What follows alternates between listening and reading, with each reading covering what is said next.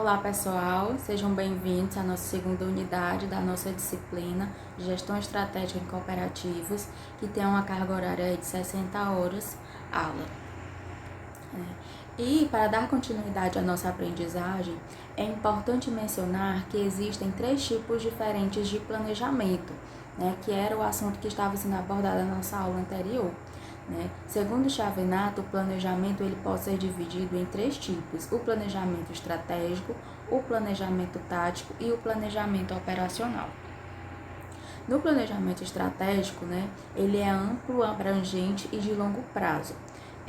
Considere que a empresa X de serviços, ela resolve expandir suas atividades. A disponibilidade de mão de obra especializada exemplifica uma responsabilidade aí do planejamento estratégico, de responsabilidade de níveis mais altos da empresa e diz respeito tanto à formulação de objetivos quanto à seleção dos cursos de ação a serem seguidos para sua consecução, levando em conta as condições externas e internas da empresa e sua evolução esperada.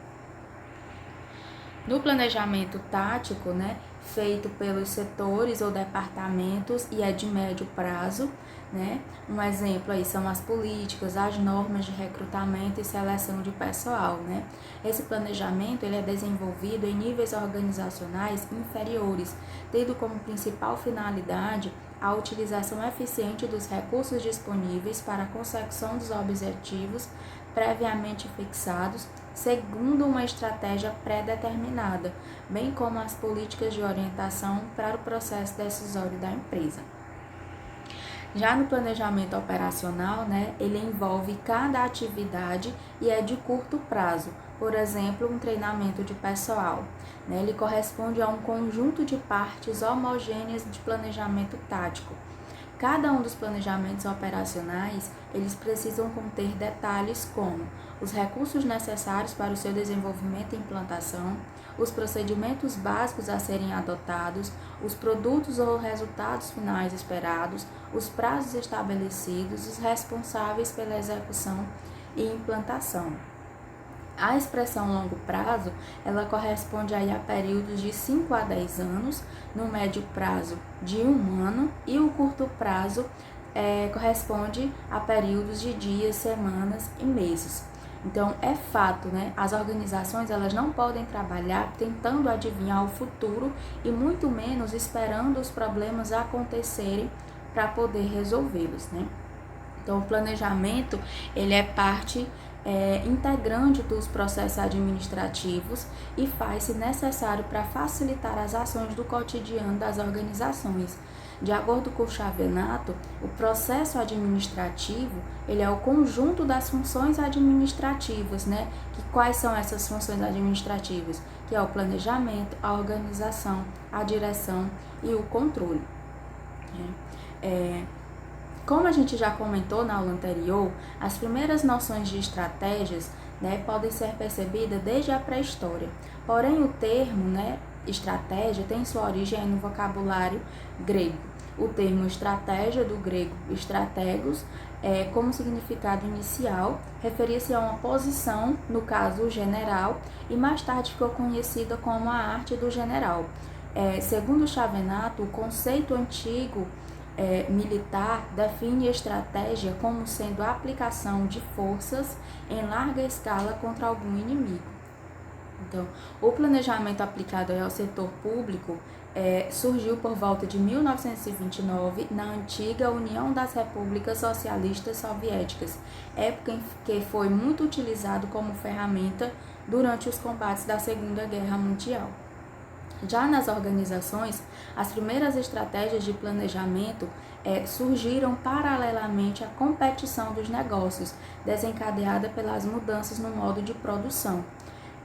O que antes era produzido apenas pelas mãos do homem, agora conta com a máquina como parte do processo. Esse conjunto de mudanças que impactou diretamente não só no modo de produção, como a organização social do homem.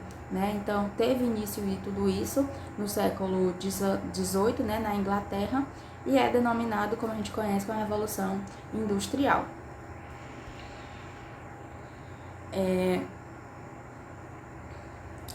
Na década de 50, o planejamento era utilizado apenas no setor financeiro das organizações, e esse planejamento materializava-se no orçamento e as organizações se baseavam nas previsões das receitas, né? Assim poderiam controlar seus gastos futuros. No início dos anos 60, né, surge a análise SWOT. Esse modelo também é conhecido como modelo de Harvard. Nessa proposta, a empresa ela deve avaliar os pontos fortes e fracos da organização, assim como as oportunidades e ameaças do mercado consumidor. Na década de 70, o fundamento principal do planejamento estratégico, ele centrava-se em identificar o nível de turbulência do ambiente externo para só então definir aí os melhores modelos e ferramentas de análise. Na década de 80, nasce a nova fase da administração, que tinha como objetivo principal pôr fim aos problemas apresentados pelo planejamento estratégico. Nessa fase, foram estabelecidos conceitos de planejamentos até hoje ainda utilizados. A estratégia passou a dar ênfase ao ambiente interno da organização. Né? E atualmente, poucas empresas elas conseguem trabalhar assim a prática do planejamento, né? Na década de 90 para cá, devido às mudanças do ambiente, aí, tanto interno quanto externo, né? Cada vez mais frequentes e aceleradas. Diferentemente aí do passado, as empresas elas não realizam mais um planejamento anual ou semestral. Agora tornou-se algo comum e ininterrupto, né? Deixando de ser também rígido e passa a ser mais flexível e adaptável. E principalmente deixou de ser atribuição apenas da diretoria da empresa, passando a ser um compromisso de todos os colaboradores aí da organização.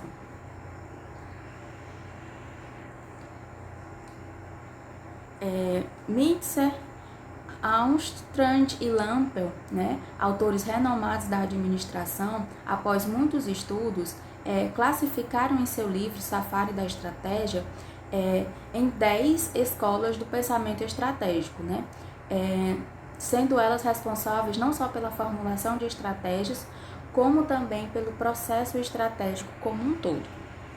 Então, aqui a gente tem que segundo os autores, as escolas de estratégias elas podem ser divididas em dois grandes grupos, as escolas prescritivas e as escolas descritivas. Na primeira, a prescritiva, né, ela se preocupa aí com o modo que as estratégias elas devem ser formuladas, né? Já as escolas descritivas direcionam sua análise para os diversos fenômenos desencadeados pelas estratégias. Dentro das escolas prescritivas, então, a gente tem a escola de designer, né? Neste modelo, deve-se considerar os ajustes entre as forças e fraquezas da organização e as oportunidades e ameaças externas. No planejamento, segue os passos da escola do design, né? Acrescentando aí que o processo estratégico, ele não é apenas reflexível, né? Mas também formal. Na escola do posicionamento, né, dentro ainda da escola prescritiva, este modelo, impulsionado por Porter, afirma que as decisões estratégicas elas devem ser tomadas após uma análise formal da organização. Já nas escolas descritivas, a gente tem a escola empreendedora, ela se difere das demais por passear nos mistérios da instituição, ou seja, as estratégias elas são formuladas através de visões vagas e perspectivas amplas. Na escola cognitiva, como o próprio nome já diz, este modelo busca estudar os processos mentais, focando em como a estratégia ela é formada na mente das pessoas. A escola do aprendizado, este modelo vê a estratégia como um processo emergente que tem origem em toda a organização. E a escola do poder, né, estratégia que deve ser resultado de um processo de negociação dividido em duas dimensões.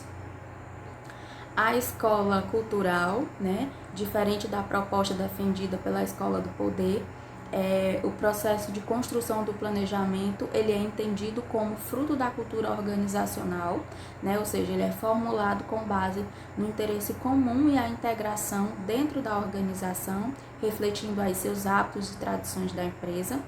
A escola ambiental, né, que as ações estratégicas elas são vistas como um processo reativo, ou seja, as estratégias empresariais apenas refletem as demandas do ambiente.